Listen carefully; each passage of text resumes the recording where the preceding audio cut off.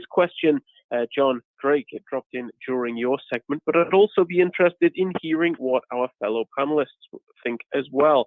But John, how does the current COVID-19 crisis affect DTSA litigation, do you feel? You know, I looked at this recently for an article that I wrote that'll be coming out on my firm's website. So far, I have not seen actual rulings taking COVID-19 into account under some of the standards, especially the preliminary injunction standards, such as irreparable harm. But I have seen references in trade secret and kind of the related restrictive covenant cases citing COVID-19 in terms of the logistical difficulties of these cases. You know, most of these cases, as my panelists noted, involve a temporary restraining order, preliminary injunction at the start of the case, and you have to have an evidentiary hearing, and many courthouses are closed to the public and visitors, and courts are holding hearings without hearing from witnesses, just on declarations, just on the papers, or in some cases using Zoom or other technology to hear from witnesses. But it can make bringing those claims and seeking preliminary injunctive relief more difficult. But we haven't seen substantive discussions of the merits. At least I have not yet seen, and maybe John or Steven have. Let me jump in. John, I agree with you 100%. First of all, I think to the audience, from I think all of our commentary, it's very clear that trade secret litigation is by definition has to be done quickly, very effectively, obviously, but you have to move quickly, whether by ex parte application, if you don't have the time to wait to serve papers, but at least get it filed and then get a very quick hearing. And obviously, throughout the country, and I know it's different in different states, but right now you couldn't get a hearing in a federal court, the Eastern District of Pennsylvania. You couldn't get one in the major counties surrounding Philadelphia, probably throughout Pennsylvania, and I'm sure that's true in New Jersey and elsewhere.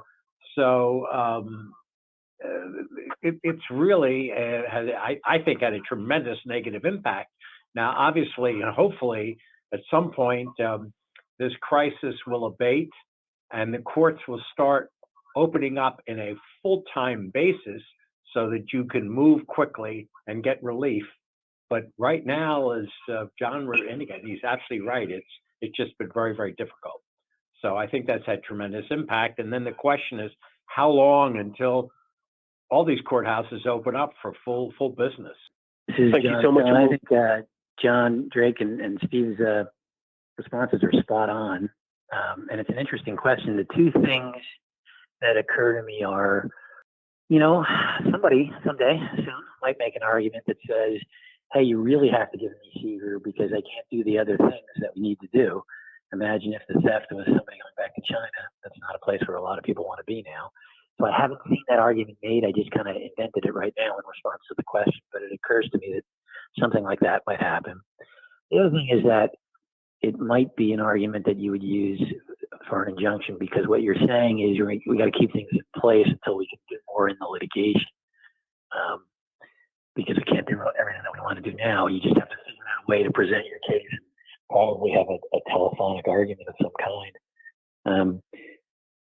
Later on, in this or any case, the courts really have to decide what they're going to do with juries, because I don't think that single people in the jury pool or in the jury box under current circumstances, but at least in terms of interim relief, you might be able to get it. And what I would say is, if you are a plaintiff and you think you need for your business this kind of interim relief, if those kinds of arguments support you, you should make them. I wouldn't shy away from seeking the remedy, notwithstanding the COVID-19 situation. Thank you so much. And we'll close with this very quick question, John. It dropped in during your portion of the presentation, but that's John Stone. But either of our other speakers, if you want to chime in, you're more than welcome to as well. But John, do you have any practical tips that you could share when it comes to perhaps dealing with the nuances between the state and federal trade secret claims? Oh, well, yeah.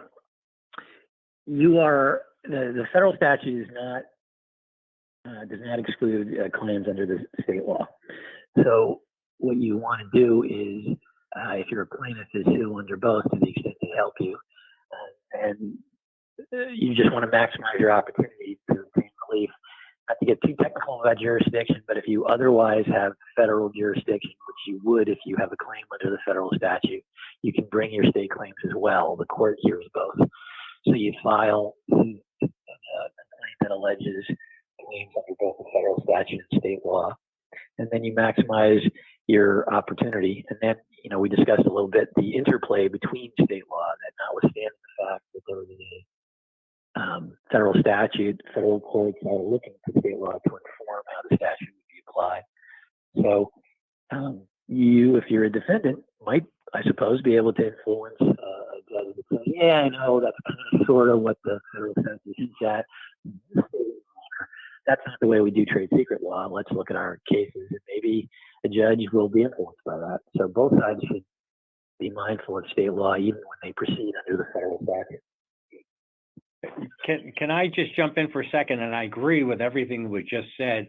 It seems to me that the DTSA really adds a tremendous lever and a tool. And as long as you're in interstate commerce, which hopefully you are, which means you're crossing some state lines in your business, and then having what I would call the additional benefits of federal court jurisdiction, and probably a quicker, easier, often way of getting in quickly before a preliminary injunction. At least this is my experience in the federal courts that I have litigated in over the years, whether it's the Eastern District of Pennsylvania, Southern District of New York, the Central District of California, very sophisticated, hard-moving district.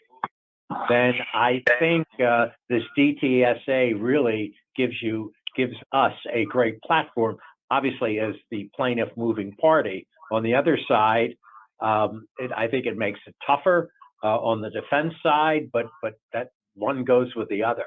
So I think it really will have a significant impact, I think, on the nature of trade secret litigation in the years to come.